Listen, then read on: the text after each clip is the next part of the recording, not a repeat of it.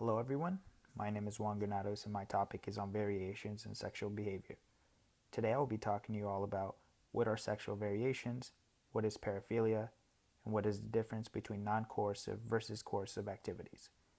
I will be including visuals to help you all understand these terms.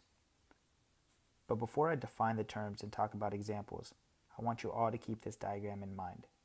In addition, when some activities fall into respectful, harmful, and illegal categories, I will point them out to you all. According to the U.S. National Library of Medicine, sexual variations is defined as sexual desires and behaviors outside what is considered to be the normal range. Although what is unusual or atypical varies between cultures and from one period to another. In other words, behaviors that most of society would agree is strange. In the pictures, we can see people thinking about certain sexual desires that they may or may not act in the future. But as a society, we should keep in mind that not all sexual variation behaviors are illegal. Sexual variations in some cases come down to preferences such as cross-dressing, certain fetishes, and consenting sexual punishment. Diving deeper into sexual variations, we get to paraphilia.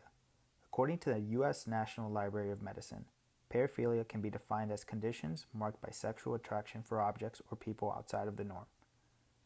Paraphilia can be revolved around particular objects or particular acts, and individuals become dependent on the object or acts for sexual gratification. Finally, paraphilia is most commonly in men rather than women. Society tends to see these behaviors as distasteful and abnormal.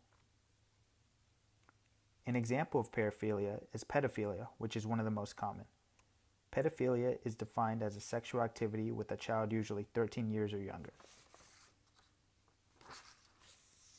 and falls under the illegal category of the diagram that I showed you all earlier.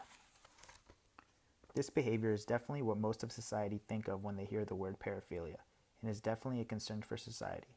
But not all paraphilia behaviors are associated with children, and I believe society should be able to distinguish that.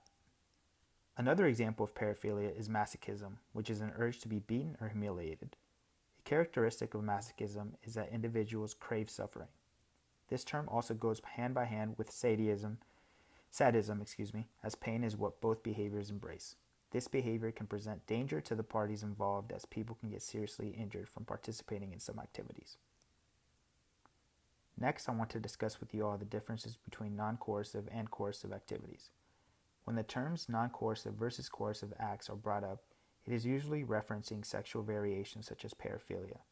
Nonetheless, non-coercive activities is defined as no use of force or intimidation, and coercive activities is defined as the use of force or intimidation. An example of non-coercive is consenting adults agreeing to participate in a specific sexual behavior. And on the other hand, an example of coercive activities is a sexual offense purposely forced on an individual. The pictures shown are also examples of coercive and non-coercive behaviors. Finally, sexual variation behaviors have been documented as far back as to 2,000 years ago. Our ancestors may have had certain similar sexual behaviors that I've covered today. Furthermore, depending on what period of time it was, it could have been accepted in society.